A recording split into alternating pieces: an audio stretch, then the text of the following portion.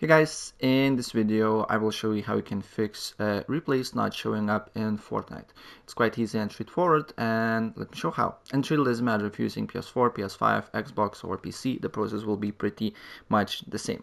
Right, so first of all load up your game, and then on the top left corner you should see three little lines. So I'm using PS5 controller, so I just need to press options button, but for you it may be different.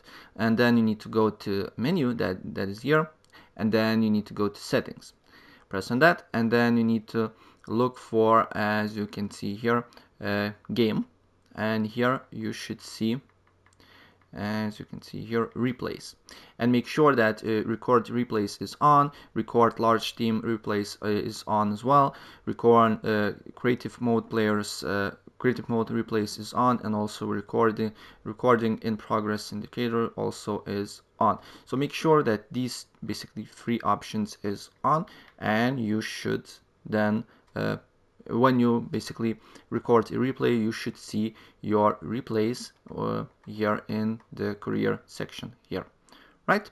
So that's pretty much it what I wanted to show you, and if I help you out, please press like button and subscribe for more. Take care.